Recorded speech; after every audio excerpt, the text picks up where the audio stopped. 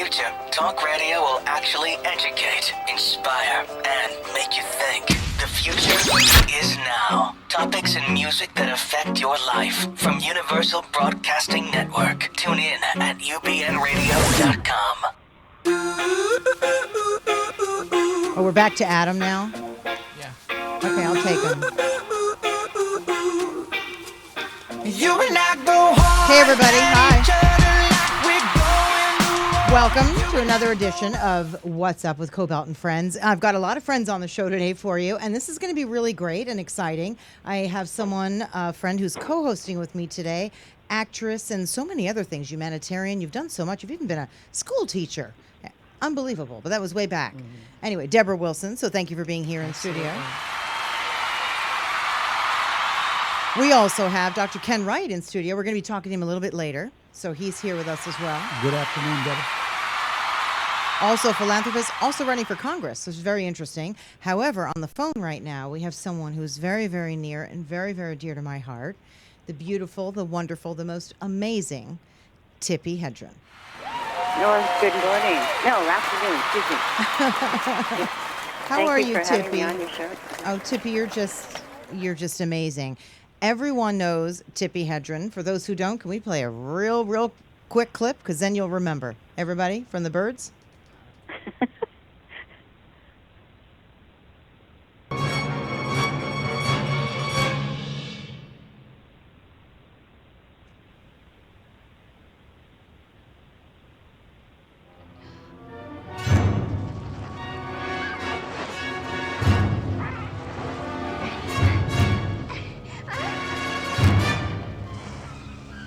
Tippi, when you either see a clip of the Birds or hear it or anything, do you almost feel like it was yesterday that you did that movie? Oh, it was. It was yesterday. Oh, I like that answer. I love that answer. It really was. But just yesterday. It was Or maybe yesterday. the day before. Every time I see it, even just a teeny-weeny little clip of that movie, I get scared all over again. Isn't that fabulous? It is, because... No, it's wonderful to be in a film that wears well and has such a life to it.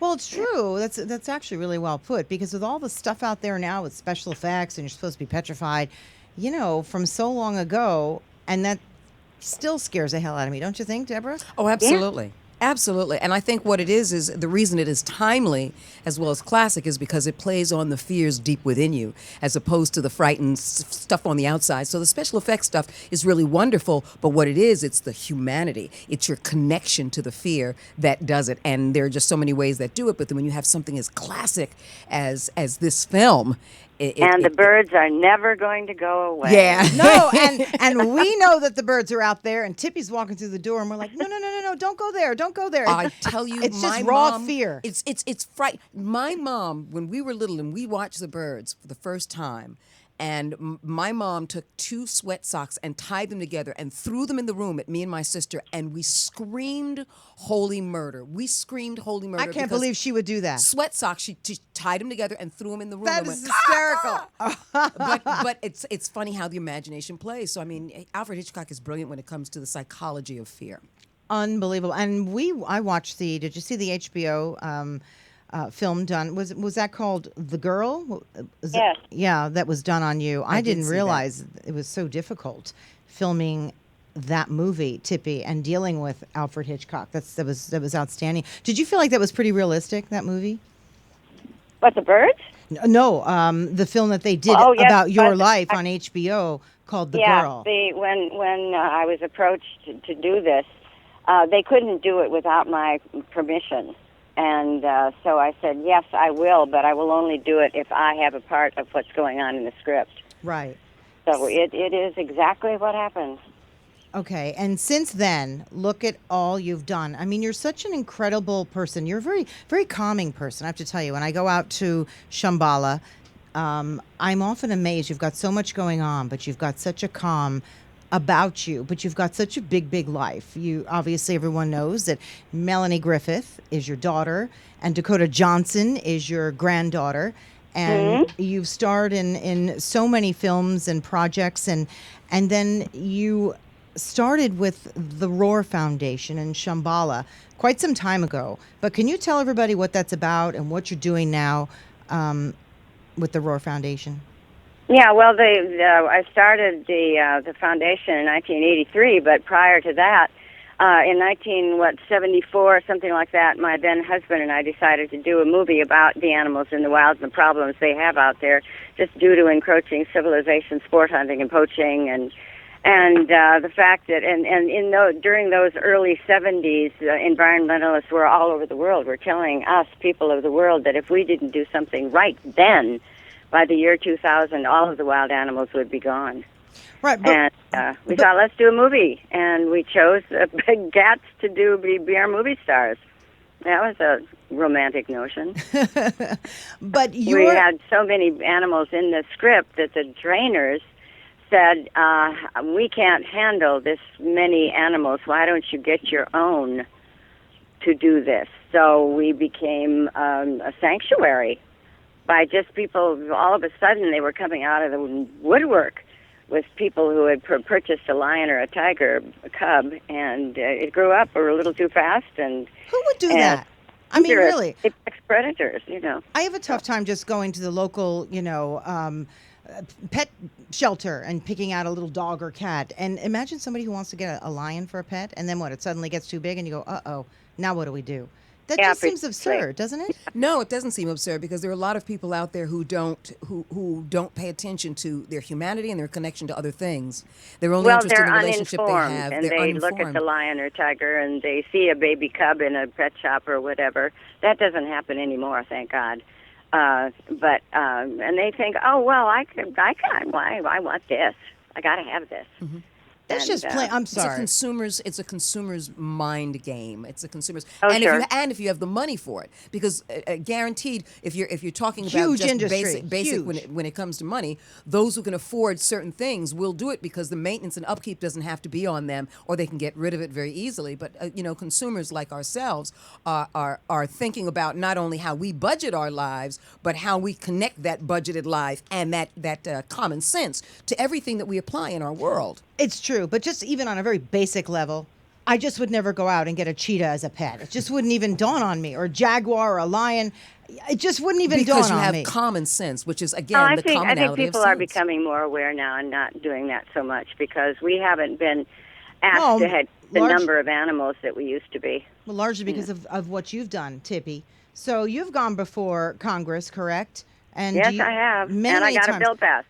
It was to stop. I originally did the bill to stop the breeding, and my then representative said, "Tippi, that isn't going to work. It's such a huge business. According to U.S. Fish and Wildlife, the exotic animal business is on a par with illegal drugs. You're never going to get this passed." So I said, "Well, how about this? Sure, I will. I'll put together a bill to stop the interstate traffic of lions and tigers." And he said, "Well, try that."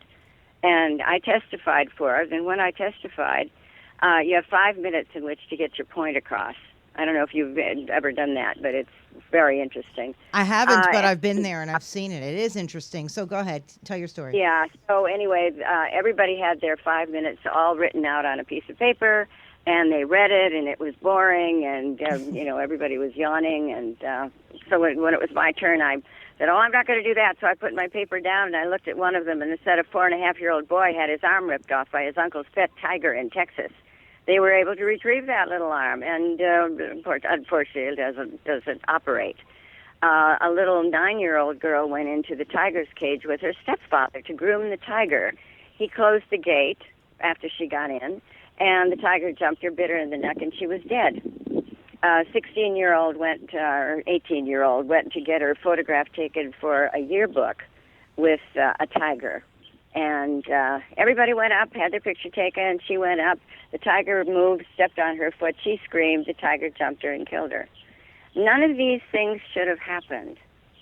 None of them. And the bill passed unanimously in the House and Senate, and President Bush signed it on December 19th of 2003, and that was titled Big Cats and Public Safety Act. And it's still working. I think that's tremendous, Tippi. I mean, a loud round of applause for you, because of that. Yeah, and it is working. That's the best part. I know, but because of this, you sort of have had a taste of getting involved politically, haven't you? I mean, very often we talk and you tell me about what you're doing and how you're involved in the community and around the state. What else are you doing? What else have you been involved in? Right now I'm writing my memoir, which is huge to do. That's It's incredible. an enormous job because I'm do you getting do older that? and there's a lot of years that I have to cover. Have you And, been writing things down over the years, or you're just going back and trying to remember or looking at footage? I'm using my memory, and I'm going through trunks and publicity stuff that I've done that are triggering events, and it's infinitely fascinating. I'm having a really good time. I have a wonderful woman who's helping me write it. It's going to be published by Harper's. Oh, wonderful. Yeah. When will that come out? This fall. Yeah, I'm very excited about it. So what else is going on over at Shambhala? Oh, let's see. We've got some new animals coming in, several tigers and a couple of mountain lions, and we're waiting for the state to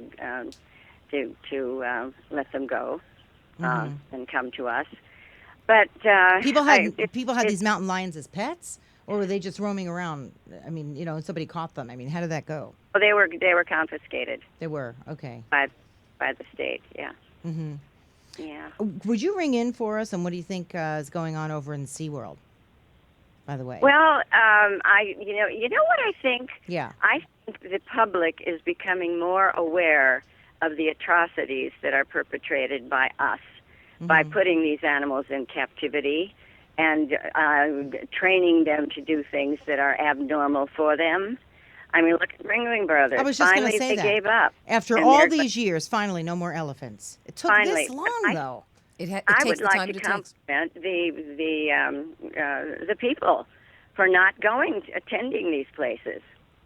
That's But what I've always advocated. If you see a circus that has wild animals in it, don't go. Any Just sort avoid- of, and you mean any sort of wild animal. Yeah, absolutely. So, yeah, I mean, I thought that was pretty tremendous. But every time I've gone to SeaWorld and I see the whales, if you will, performing or doing, I feel so badly for them. I always have, because they're such enormous animals. But I think a lot of people are becoming aware of the fact that these animals should not be in captivity for any reason. Well, honestly, it's in large part because of people like you and what you've been doing. Really, Tippi, and you know that. I think it's amazing. So anytime that we can talk about what you're doing and what you're involved with, it's a great thing. Well, thank you. Thank Really. you. Well, I hope you'll come to the Shambhala Preserve one day. Yeah. Look us up at shambhala.org. Okay, we will. And also, when people want to donate, that's also the Roar Foundation, correct? And shambhala.org. Is that what they do? We are a 501c3, and you get a tax deduction from your donation, Okay. which is always good. Okay. All right. But it's a beautiful place to come and visit. And during the summer months, we have evening safaris. And That is so special. For people it really is. For people who you go haven't on been out, tour, yeah. and then you come back to our party place, and we have a little supper and a little wine tasting, and we always have a celebrity guest. And the two of us get up on the dais, and you can ask questions, and the mood comes up, and it's just celestial. It's impossible to believe that it's in Los Angeles County, right? I mean, it's in Acton, right? Yes. And it feels like you're on a safari when you go out to your property. So it really Yeah. is something for people to do and to donate and to participate and get involved. And while you're there, you just have an amazing time. You feel like for a couple of hours, you stepped out of your world and you did something else entirely different. And that's what's really special about it. And it was created all by you, Tippi. So that's wonderful. Well, I can't say that it was created all by me, but I guess I was the catalyst.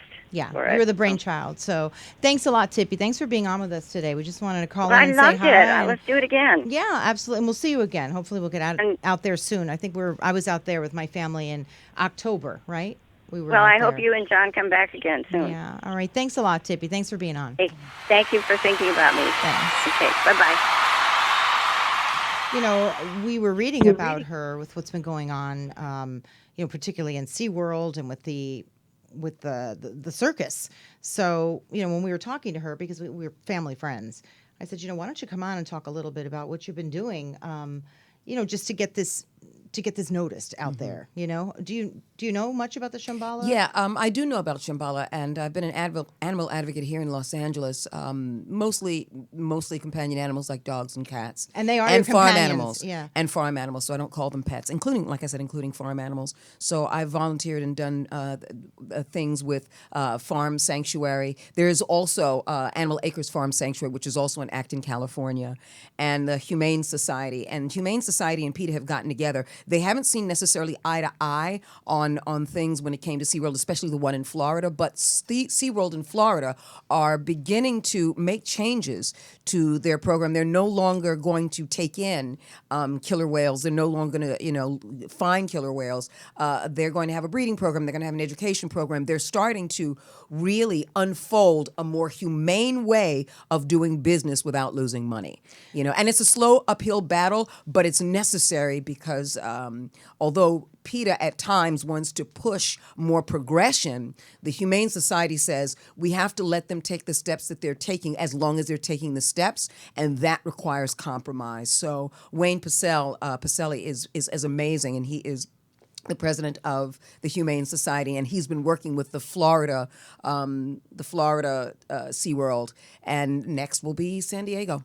So it is one step at a time. It's one step at a time, and the awareness is so important because for years people go and they watch these shows and they're just clapping and the kids are all excited. And then without the awareness and without people knowing what's going on, they're just going to keep going. But you said it, one step at a time. It's almost like the cars back in the 1950s with all the exhaust that was coming out. Mm-hmm. Nobody really did anything. And now look at where cars are. Now we've got hybrid cars. It just takes a while for you to realize that this is just not good. The realization comes from education, because when we see something, a component of a society that no longer works, then we want to do something about it. But that component has to no longer work. And it has to take education to do that, because most kids who are going there are being entertained. They're only caring about entertaining, but once you start to educate them about killer whales and their personalities and about that, then people go, and even children have a greater understanding that, wow, that would make me feel sad. And then they start to connect themselves to it. And once they start to connect themselves to it, they have a greater opportunity for activation. And that's what it is. It's connecting ourselves with our education and then going, okay, now that's not how I would want to do it. Therefore, I would not want to see other animals have to go through that as well. Exactly. And it's not just that there's the elephant or there's the whale and then there's me. You're right. Through education, you realize there's a complete connection between all of us. So that's just really important. All Absolutely. This work is so important. But, right now I want to turn over to the other guy who's in our studio right now, who we also know, Dr. Ken Wright. How you doing? And thank you for being here. Yeah, very good. You are a renowned pediatric ophthalmologist, and you have a foundation, and the name of your foundation, Dr. Wright, is? It's my name, the Wright Foundation. And what have you been doing for so many years, at least two decades? You're also very philanthropic in all that you do, and then we'll get to the fact that you're running for Congress here. As a physician, I'm sure you or any reasonable person can't turn away a child who comes to you who's blind or who's being harassed because the eye's turned in. I have children who had brain tumors and successful brain surgery, but the eye turns in, and so the kids are pushing and making fun of the child, and they come to me and they don't have the right insurance, or maybe they don't have any insurance, and I'm going to turn them away? Who could do that? So for all my career, I've always done surgeries for free when needed, and I've bought them glasses and everything else. You're an incredible man. And yeah. I think anybody in this room would do the same thing. If you had the ability to help somebody and you're going to hold back, I can't imagine that. So over the years, I would do this pro bono on my own. I have a good practice. I'm fine, but I would do this sort of on the side. And then one of my adult patients who had strabismus all since he was a child, and I fixed him, and he said, it's so amazing now. My eyes are straight. I can look people in the eye. I want to help you, Dr. Wright. Mm. And who was that? It was George Vosher. He's on our foundation board, actually. Mm-hmm. He's an attorney. George is in Orange County. And I hope I didn't violate HIPAA there, but I'm always violating some rule. So he says to me, what would you like? And I said, if we could make this a formal foundation Right. we could even help so many more kids. And when we could do research, education, and which is really important, and then have a clinic for underprivileged children. And that's what happened. He put together the 501c3. And so we are a nonprofit. Donations are tax deductible. And it's been a blessing. It's been wonderful. We've had it for almost 18 years now. Yeah, I'm one of your big supporters. We have a picture with you with Al Pacino. How did he become such a big supporter of yours? Because every year at the party that you have to raise money, there he is. So how did that happen? Well, I hope Al's not listening because he's very shy. I know he is, but that's okay. Well, for this one time, he can deal with it. Well, Al Pacino is very shy. It started with his twins. They had a little pink eye. Again, I'm probably violating HIPAA. And I actually went to their home and helped them. And years later, another child had a problem, and I helped them with that too. And so he found out about our foundation. And the very first time, we had a little cocktail party, a fundraiser. It wasn't no big deal. And I said, would you like to join us? And he says, Dr. Wright, I'd love to join you, but I'm kind of not good at cocktail parties. And I said, Isn't that the way with so many performers? Yeah, right? and he's amazing actor. Of course. Amazing actor, probably one of the best in the world ever. And he loves theater, which is amazing. But anyway, so I said, you just stand with me. And I'm not good at cocktail parties either, but I really wanted Al to come. And since that one event, and he's been with us, and John's helped us too. Yeah. So yeah, then he just sort of got locked in because he's very shy and unassuming. A wonderful man. So he's helped with the foundation, and we've done well. And you have worked with kids, not just here in Los Angeles, and not just underprivileged kids here. You've worked with kids in the Middle East, Asia, Latin America, Africa, and you were just awarded the Medal of Honor by the President of Panama for 20 years of service there. That's pretty incredible, Dr. Wright. That's really amazing stuff. Well, Panama is interesting because we take care of village children. Mm-hmm. And in the villages, much of what I do is crossed eyes or eye turning out.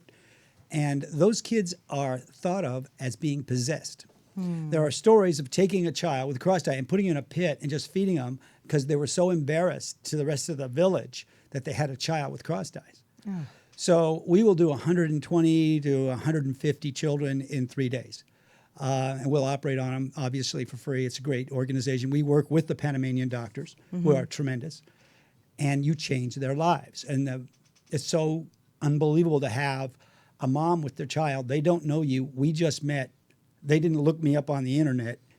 And they're trusting you exactly, with their kid who's got cross-eyed and has already had enough problems. And they're thinking, who is this guy that I'm handing my kid to? But you're like the last resort. Yeah. And it's general anesthesia, so it's a real surgery. And when they get their eyes straight, it is a miracle, and they are so happy.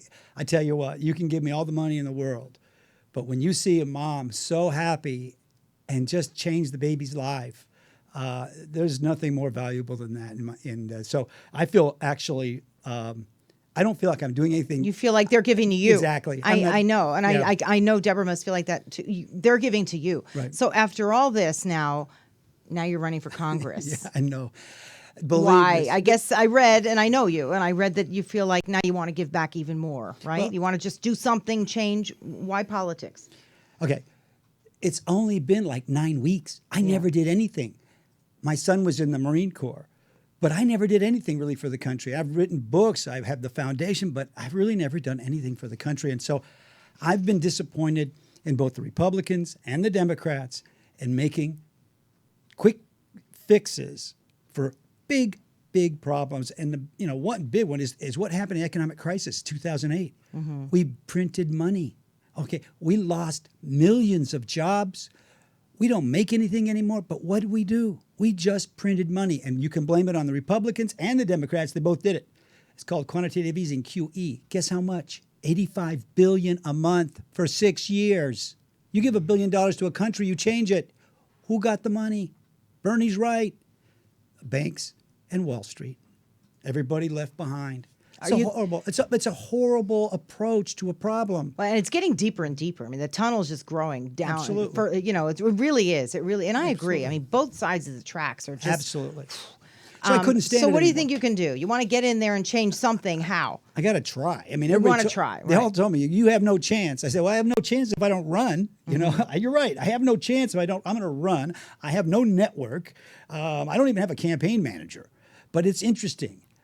We're getting traction. People are saying, you're running at people I don't even know because we got the lawn signs going out. I got a lot of patients. I have over 30,000 patients in the district. And it's amazing. They're like coming to me because they know that I want to do it for the right reason. I don't. No I pun like, and intended. I know I love his slogan, "Vote Right." That is, I think that's so smart. I mean, obviously, One of my you know. patients came up with that. So. Oh yeah, Smart. Yeah. Yeah.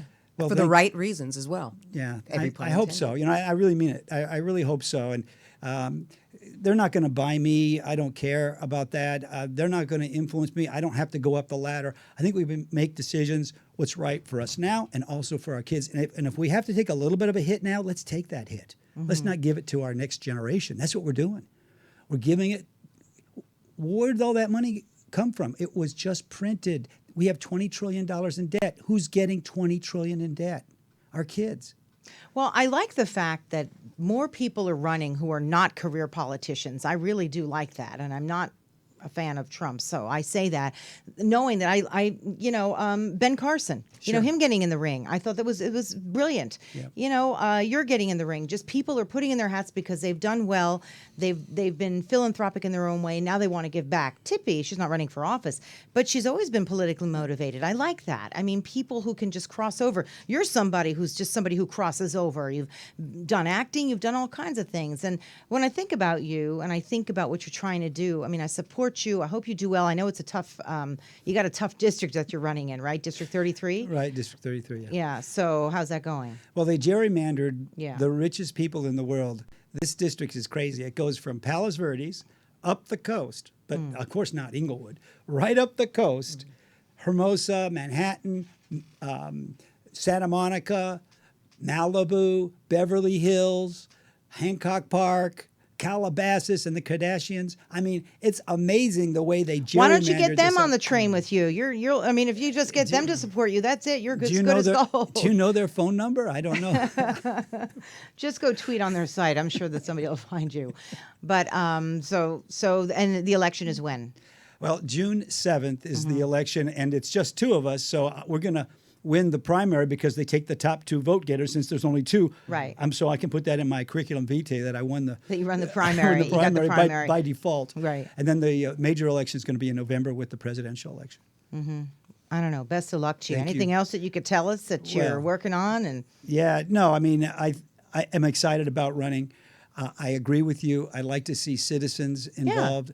And fresh ideas, new ideas. And what Tippi did was amazing with her initiating a bill. Yeah. We need more citizen involvement. I'm going to tell you honestly, Deb, I kind of feel guilty that for all my career, I really just ignored the politics and the government. Well, I think you should stop feeling guilty because what happens is that was your fodder to do something. So you Absolutely. needed that. That was your fertilizer right there. So instead of feeling guilty about it, know that that guilt was the fertilizer to push you forward. And as a society of people, I am going to represent all of us and say thank you.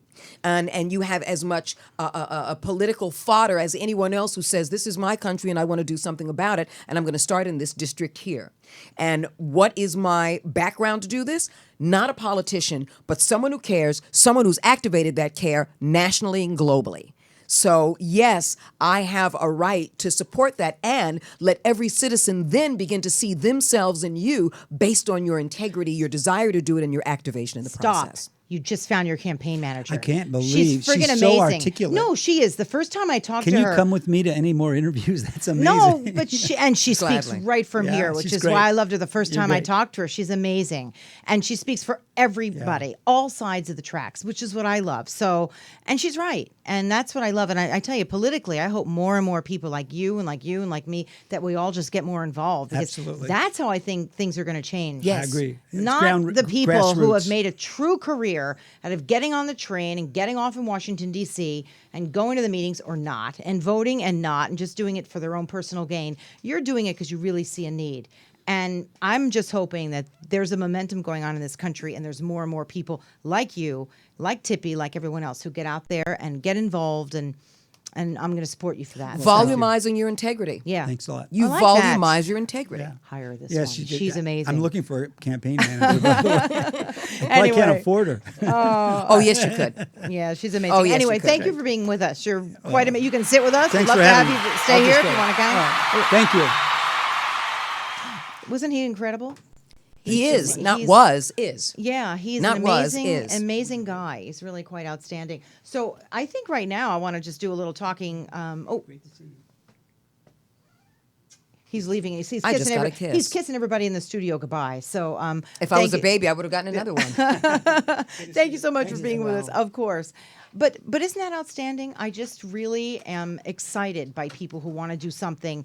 They don't have the background, and they're like, I don't need the background. I just want to get into it because I Yeah. give a shit. Here's the thing: he does have the background, and the background right. is I care. The background is I want to make a difference, and I'm willing to put myself in the political arena to learn more, so I can volumize my integrity. But I also believe that people who have done other things in their lives, they bring more to the table than someone who's just done this for a career. Absolutely, because there's a lot that falls under the umbrella of integrity. Exactly. There's a lot that Oh. falls under the umbrella because we can't all be politicians. Not all of us understand it. Not all of us are fully aware, immersed, and educated. However, we know how we feel.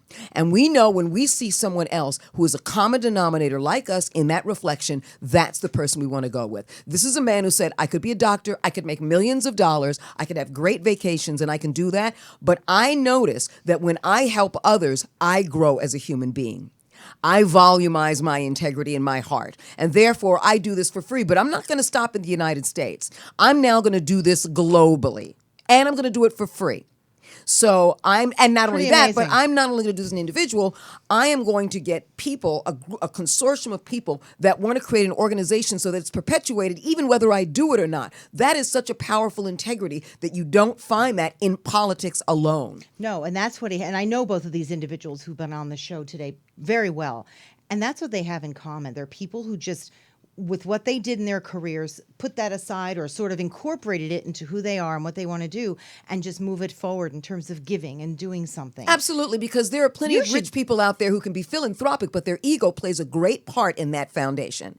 And in doing so, they know that they reap a certain type of benefit back for whatever they may use in the future. They know that they're getting a certain tool out of it. So, yes, they save on taxes, but they're getting a certain tool out of it that they can use when they want to jump off the same way that celebrities want to jump off and go, now I want to make jeans. Now I want to make clothing. Now I want to design this. Now I want to have a cologne. Now I want to have a perfume. Now I want to write my memoirs, even though I'm 22 years old. So we know that there are a lot of people out there who don't have the same level of integrity because it is a business for them. And this is not a business for him. This is a life-changing, game-changing opportunity to raise the conscious vibration of the human heart. And everyone gets a chance to be better for it. Are you interested in politics, ever running for politics? Never. Never. Why?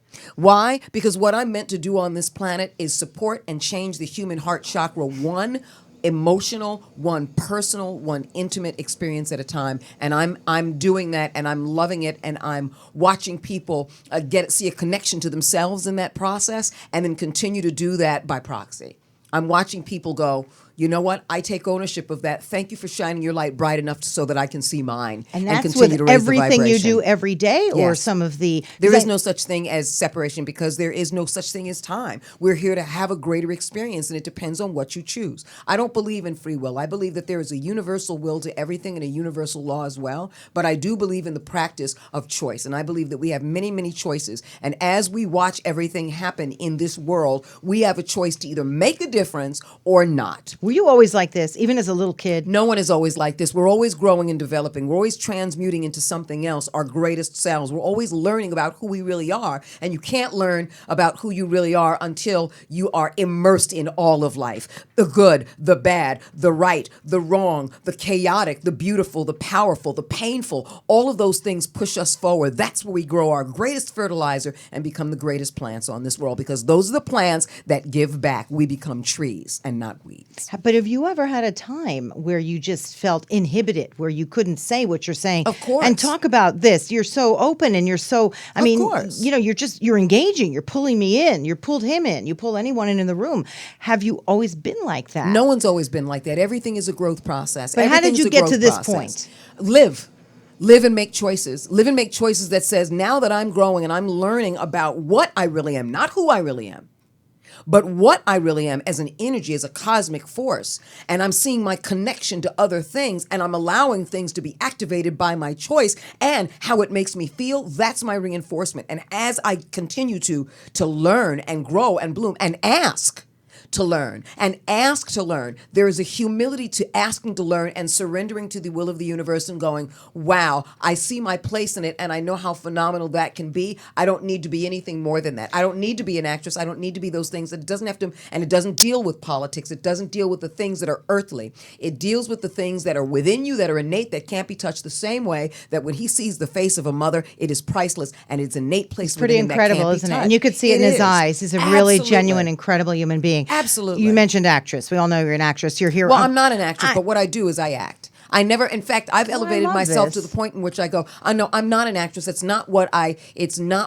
am. It's what I do. So I do act. I will fully take ownership that I do act. I do comedy. I do sketch. I do improv. I do voiceover. I do motion capture. I do all those things. But that's not what I am. Can I go to a super quick clip of All Hail King Julien? May I? Sure. Okay, because that's one of your most recent works, correct? All Sure. Hail? Okay, let's It go. still to that. is. Masakura! Yes, Your Majesty. Use your lizard psychic tongue to get inside Gigi's mind and tell me what's inside it. Oh no, I couldn't. There are 9 kinds of it.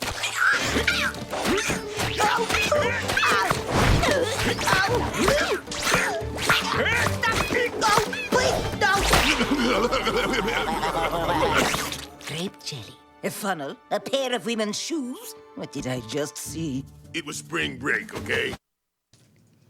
That's incredible. And you're the voice of? I am the voice of Masakura, who is the psychic advisor to the king. She is a color-changing chameleon who is the psychic advisor to King Julien. And it's the new show on Netflix. It's been on now for 2 seasons, and it's still continuing. And we're still recording. And it is a spin-off of Madagascar, the DreamWorks film. You can see that. You can really see that. I mean, I watched some of the clips that your publicist sent to me today. You're terrific in this. Thank you. It's on Netflix. So many on Netflix. Okay. Mm-hmm. So many people though know you and will remember you from MADtv. Mm-hmm. You were amazing, and you did many voices and so many impressions. What were some of your? Do we have a shot of her on Mad? There you are with the cast from MADtv. What were some of your favorite impressions that you did? I know. There's so many. Definitely the top 2 that everyone knows me for, and I think that they have been definitely iconic for me to do was Whitney Houston and Oprah Winfrey. Mm-hmm. Yeah. I guess I would ask you to do one now, but can you do that? Can you perform you know what? on command? I want to be a part of Shambhala. I do. Hello, everyone. It's Oprah, and I love tigers. I just can't eat a whole one. And I love Tippi Hedren. She's amazing. What a brilliant actress. Is she for sale? Can I purchase her? I've never purchased a human being. Well, I did. Stedman. I bought Stedman. But I was wanting to know because she would be a phenomenal companion with my friend Gail, who I purchased a long time ago, of course. So, I mean, I've got as much money as the baby Jesus. So, actually, more money because we had lunch last week in Monticello. I have a summer home in Monticello, and it's pronounced small wee one. A wee one. A small wee one. Well, 49 bedrooms is wee to me, especially when you own an island. Mm-hmm. But if Tippi Hedren is for sale, I would. Wow. Hello? That is amazing. Do you study these people or you just pick it up? There are some people who can just pick that up. I mean, how do you do that? Well, my voice register is not that far from hers to begin with. So when it comes to people who have that kind of a register, I can do an Oprah and I can slip into a Whoopi Goldberg. And so, and I have a high range so I can slip into other people like Zelda Rubinstein, the late great actress Zelda Rubinstein, who was a little person, but she was probably best known for the original film with that Tobe Hooper directed. What is it? My short-term memory. Poltergeist. Oh. All are welcome, children. All are welcome. It lies to her, tells her things only a child could understand. Okay, I'm in awe because Because you don't just get the voice, you've got the whole expression going. Oh, yes, I do. Here's what I predict for the future. You're gonna leave this place.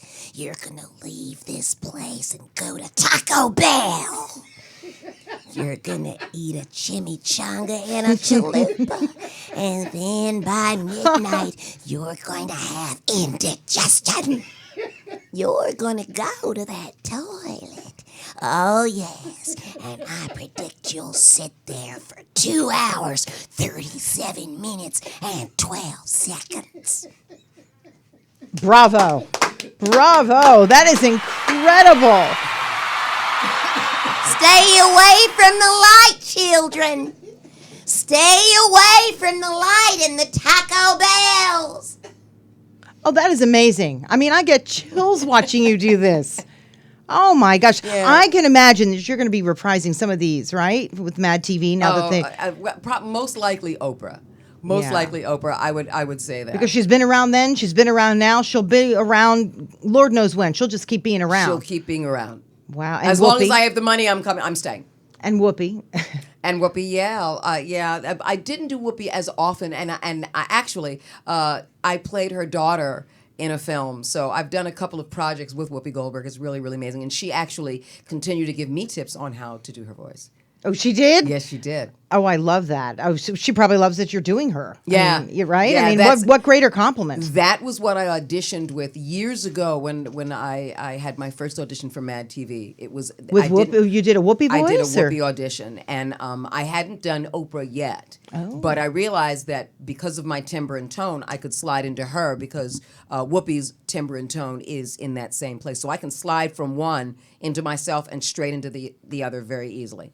Absolutely incredible. So right now, what else are you doing? Aren't you in isn't there a commercial, Old Navy commercial running with you? No, that was a couple of years ago. Okay. And I had done a commercial. Oh, believe it or not. Is that your butt that I'm looking at? I mean, no, that's somebody else's butt. Somebody else's that's me butt. down there. That's But you down there. That's an Oh. older one. But the That's a one very that is interesting currently shot. running is for Brooks running shoes, and it's called the Run Dead. I play a zombie in that. It's an amazing fun. You play a zombie in the Brooks running I play shoes? a zombie in the Brooks running Oh. shoes commercial, and then I went from there to, and it's still currently running on the Sci-Fi Network, a film that I did called Dead 7. It was my first role as a psychopathic, murderous killer right there. There you are. From Dead 7. You can still see that on the Sci-Fi Network. There are a couple of episodes, not episodes, but it is reprising itself There back you on are. the Sci-Fi Network. That's on, a creepy on the shot. 21st and the 22nd. On the 21st, May 21st and 22nd on Sci-Fi Network, and just check your local times and for that, and with your cable provider or your satellite provider, you'll be able to find those. That was a lot of fun, and I spoke another language in that too. That was a lot of fun. What did you speak? Apaka. I created the language. You created the language. Yeah, I wanted her to be kind of otherworldly, and they let me run with it because I'd never played a role so villainous and so evil and so sick and so demented that they gave me full reign to play her, and I came up with a whole bunch of things, including a language, to make her a little bit more mysterious and otherworldly. So when you bring that to the table, right? Did you do that after that you got the part and you read for it? You were just on set and you decided to sort of create Actually, this it was character? an offer. It was just Really? interesting enough. It was an offer, and the way I got the offer was, well, MADtv, she's done a lot of characters, and I'm sure this is just another character, and she's got all this energy. Let's see if she can bring a dark presence to this with all that energy. And I said, thank you. Yes, I want to do this. And it really was just a cameo. It was written to be a cameo. But when I came to Montana, Butte, Montana, where the location was, I was having so much fun, and I just came up with all these ideas that they took it back to the network and the production company, which is Asylum, and they said, let's expand this character because now she's giving us questions. With all the answers that she brought to the table, we have questions about where did she come from and why did she do that and how does she do that way and why. So let's build the character out. So they wrote a bigger part for me, and they asked me to come back to Butte, Montana and shoot more stuff, and I did, and it was amazing and fun to play a really, really vicious, evil, murderous, dark character. Did you always want to act? Because I know that you majored in broadcasting, right, at Syracuse. which is a fine line, really, between broadcasters and actors. There's no doubt about it. So many people who are broadcasters wanted to be actors and actresses, and I have found did not have the nerve to do it. So they went on the other side. So is this something you always wanted to do? I knew I was an actor since I was 5 years old. At 5, I knew this. When I went into broadcasting, it was because I said I didn't want to go to the acting realm. I'd gone to the High School of Performing Arts in New York City, and by the time I got to college at Syracuse University, their acting program was very similar to what I did in high school. And I went, why am I paying for? Why am I paying for? Why am I? It's amazing you even stayed in parents are school. paying for it. Yeah. So I went into the Cy Newhouse School of Communications to do broadcasting, and I fell in love with broadcasting. I fell in love with all the technical aspects of it, and that's what I really wanted to do. However, it was a challenge to be a camera woman and work in upstate New York. And I wasn't making enough money to support myself, so I left school and came downstate and took on a number of jobs. And in those number of jobs and opportunities, I always found that the heart of the actress within me, the heart of the performer within me, always came out and was infused in every single thing that I did. And I realized that it was just time to raise my hand to my truth, to one of my truths. Did you train for acting, or is this something that just came? Well, I went to the High School of Performing Arts. That was it. Yeah, but I mean, after that, you didn't have like continued training and acting lessons and. No, because I think that for me personally, for me and intimately, it inhibited what I was already doing. Just do it. Go and do it. Go and do it and learn and grow. I learned improv. I learned sketch. I learned writing by just simply doing it. You know, I was still working for City of New York Parks and Recreation when I got pulled out of an audience to join an improv group. You know, and that was my first professional paid gig. They said, let's come and do this. They pulled me out of the audience, and I did a piece, an improv piece with them, and I discovered this other world called improvisation. And from there, it was just doing it and taking all the skills, and my greatest skill, enthusiasm and always saying yes. Which Surrendering is so to the important. infinite presence. Which is so important. Enthusiasm and just saying yes. Just open yourself up to it, right? And those are the basic components of improv to begin with. So it was a perfect match. It was yin yang, you know, instantaneously. And you do a lot of speaking, right? You speak a lot about just spirituality and just, you know, just being, you know, working for Might Here, right? I do motivational speaking when I'm called to do that. And I host a number of events for nonprofit organizations for at-risk youth. So absolutely, when I'm called to speak, when I'm called to host, count me in. Count me in. If it's anything that helps to praise and raise and uplift the human heart chakra in general. Also, I've been doing that for 20 years with a number of organizations that are nonprofits for animal rescue. So I've been hosting those events for your a number of companions. years. Your companions. My companions. I like that you but call various, them your companions and not your pets. That's what they because are. they are your companions. Yeah. They're my companions.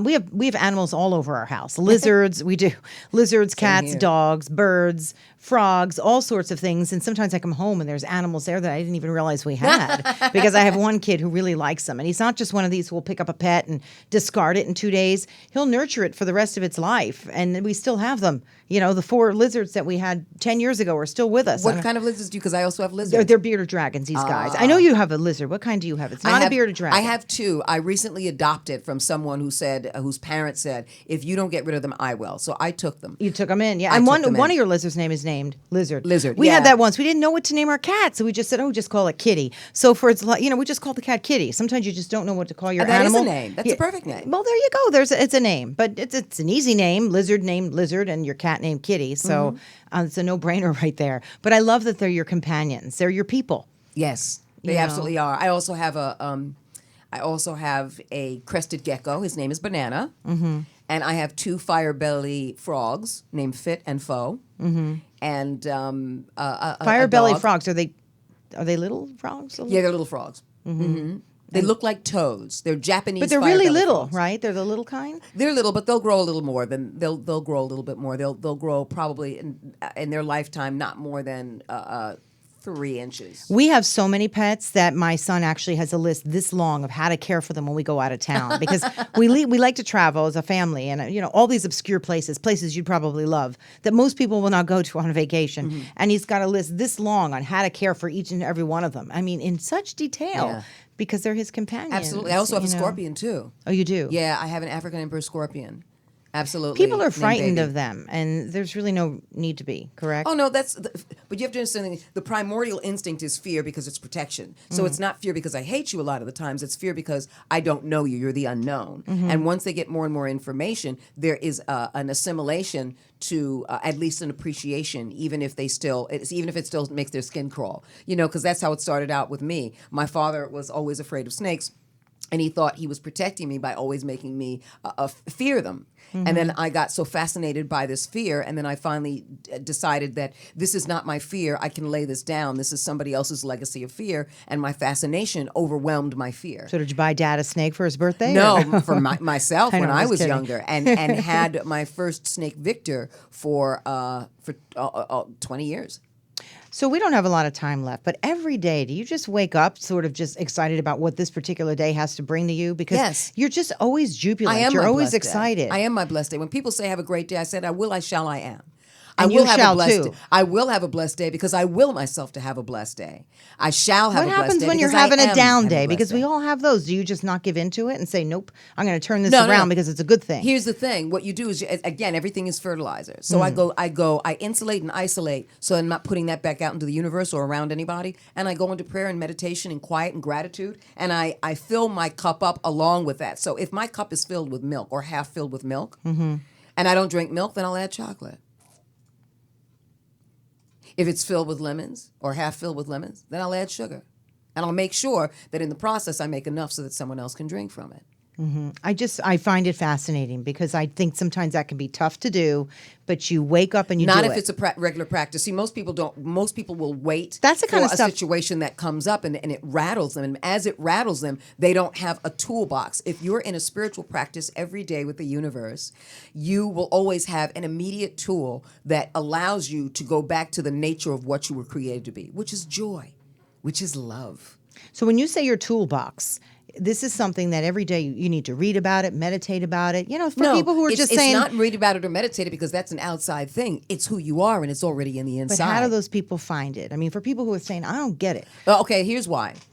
tell them First how of they all, can get it. Here's the thing. You don't have to find it. It's already within you. It's what you know about yourself, not what you believe, not what you perceive, what you know. And if you don't know, that's the exploration you need to take because I know what you are. You are whole, you are complete, you are perfect, and all your needs are met while you're here on this planet. That's why you're here. That's why you're not born on Mars, and that's why you're not born on the moon. Everything you have and everything you've ever needed for yourself to not only survive but to thrive is within you. You have to look at the choices you make. A lot of people don't want to give up certain things, even though it comes with qualities that are less loving towards themselves. And even though certain behaviors are toxic, they're used to it. And then you spend time with people who agree with that behavior because they do the behavior themselves. And this way, nobody has to grow or change. You just agree. But that's like the crab barrel theory. And if you watch a barrel of crabs, what they'll do is the one at the bottom will keep pulling every one of them down until it gets to the top. It's instinctual. And now it can't get to the top because now another crab who wants to get to the top is pulling. It's pulling him so down. they constantly are pulling each other down. And it really is looking at your life and evaluating where you pull yourself down that then you give permission to pull other people down.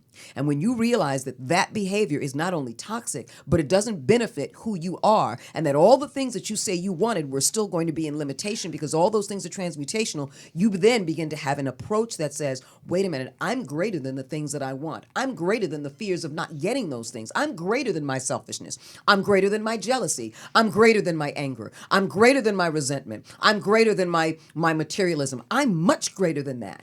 What is that greatness? That's the journey you'll take to discover. I think I know you're going to. I think I know your answer to this. But what about people who want to take you down? You're probably going to say, "Don't let them." But what if a person's not strong enough to do that? That's okay. What we have to do is we have to see ourselves in all things. We are the mirror image of all things, and that's another reason why we go through these. Are you a things, what we religious call person mistake. or No, spiritual? Spiritual. Okay. But that's why we go through things. Why? Because it gives us the opportunity to forgive ourselves, thus having a permission in our toolbox to forgive others. So when we do something, we go, oh, I hit this guy from the back. Oh my goodness. It's traumatic. However, when someone else hits you from the back, if you draw on that toolbox and go, wait a minute, I've done this to somebody else. before I go crazy, before I make the blame on them, let me remember that when I've I get done out it of the too. car. Absolutely, absolutely. And let me be grateful. Gratitude, a constant attitude of gratitude. Let me be grateful that that's in my toolbox so that I can love and support somebody else, and let me forgive myself for the time that happened, so I now can use that in the toolbox immediately to forgive someone else. So no So one next can pull time you down. somebody Nobody hits can, you and you're in the back of the car, you just get out and say, "No, there's no problem there. I've done that." I'm just kind of making a little bit of maybe joke. not necessarily a problem, but I ask, are you okay? Yeah. Their welfare, are you okay? What about somebody you don't like? Okay, all the time, I love to talk about politics. And Riley knows this. I love politics. And there are so many people who hate Trump, love Trump, hate Bernie. And I think, my God, there's qualities in each one of them that really aren't so bad, everybody. I mean, what if you run up against someone that you just don't like? LFD them. Here's what I mean by LFD them. Love from distance. Because everyone has something in common. We don't want to do the work to find out what that is. We do have something in common. We always do. We We're mirror always images do. of each other because we're all the same energy. That's what I like to and say. most people don't want to take the time to go inward to see that because it makes them feel awkward and uncomfortable. Nobody wants to do that. But if you do, you begin to grow as a human being and you begin to change your perception of things, and you change the perception of the things that come into your life, where it's not a matter of, I don't like that person, I don't like that person. It's, I can appreciate that person. Yeah, and I have respect something that. in common with that person. I happen to agree with that. I think whenever there's someone that I feel like I'm not quite gelling with or I can't quite get along with, I think I know that there's something. We have something in common. And I try and look for it. And then I try and, have that pull me into them so that Even I can relate if it's not better. an intimate expression, it can be a larger expression. Trump wants to do something for this country, albeit, let's leave it at that. Let's Whatever leave he it at wants to that. do. That's right. Trump wants to do something for this country. How many times have you wanted to do something for this country? How many times have you wanted to do something for your neighbors, your community? The person next door. There's someone something who's to homeless. learn from that. You're right about Absolutely. that. And his path is always a path of growing because, again, we are always fodder. We are always fertilizer for the next great level of what we are. Because what we are is we're just uncovering, not discovering, but uncovering what we truly are and the greatness that we already are. Some people have a longer journey to do it, and some people have to go through the dark in order to do that. But then again, lotuses are plants that grow in the dark. There's nothing in nature that doesn't support and show us the mirror image of our beauty and perfection. Before we leave, because I think we're already over time, there's a campaign that we were both involved with. Do you have a shot of that? The No Hate campaign? There you are with the tape over your mouth. There I am with the tape over mine. I will tell you, when my friends saw my picture, they said, "Oh, finally someone has shut you up. Riley, don't you dare." And they all said the same thing. They said, "Oh, thank God. Deborah, can you leave it on?" But that happens to be a campaign that's very dear to my heart as well. Bullying all people. And particularly in this case, I believe that it was started, but it's grown since then, based on the gay community. Gay kids in particular who were... The LBGT community. Yeah, who were bullied because they were gay. And since then, the creators and the inventors of this have really expanded it into all bullying. So that's something that's near and dear to my heart, and I know yours as well, the No Hate campaign. Because the heart has the ability to expand and let more in. Yeah. Yeah, and take the tape off, actually. Maybe say something about it. No? Don't take the tape off? No, I say, not me. What about her? She talks a lot, too. Anyway, everybody, you've been a joy. Thank you for being here. Blessings, Goddess. It was my blessing. No, it was to be my here. blessing to have you here. So thank you so much. Absolutely. What a great, great show. I was really loved having you here. You can come anytime. Thank you. I'll see you next week when you Yes, come ma'am. back. You're a busy Absolutely. girl. I know that. Even getting you in here was not so easy. Last thing, I make necklaces. I make these kindness necklaces. yeah, and talk I give to me. them out. I'm going to do this really quickly. I make Please, these do you kindness have one with necklaces. you? No, I didn't bring any, but I am looking forward Riley's got to one. making you some. And they're just for no other reason than to inspire people to say, I want to give you something, and I ask nothing in return but your health, your happiness, your well-being, your peace, your prosperity. I want you to know that you're appreciated And you know and what? valued. And when you look at the necklace, when someone gives you something like that came from your heart, you really think it reminds you of the person who gave it to you. And then it turns your day around, and then you go and then give to someone else. And so I love that. And I make them in bulk. And I'll take one. Yes, I will make them. Not I take, make but them you know in what I bulk. mean. Yes, absolutely. Yes, you can take. Yeah, That's the whole I'll point. take I one. make them in bulk so that people can give to others because you raise the vibration instantly. So when people see a group of them, they go that's like, smart. "Oh, my aunt, my uncle would love that." They knee-jerk into I raising the love that. vibration by giving, and it's instantaneous. Joy is instantaneous. Truth is instantaneous, and they get a chance to live the truth of what they are immediately. And this little one just says, "I will." This Whenever one- you want, I will. I So I will. make them with a lot of inspirational sayings and words as well, and some of them are just It's just beautiful. little tokens. So you made both of these. Yeah, I'm up to, by the end of this month, I should be at 5,900. My goal this year is to do 10,000 acts of kindness on the planet. I make them all individually because I put my prayers and meditations out there into the world wherever they're going to go and spread, and that people will then be able to impart the number that I give them on others. So I make them in large quantities. So Deborah I'm Wilson, looking forward to sending you some. I'm looking forward to getting them. Such a joy to have you here. Thank you. blessing. My blessing back. So thank you for being here. And this has just been a great edition of What's Up with Kobylt and Friends. We'll see you next week.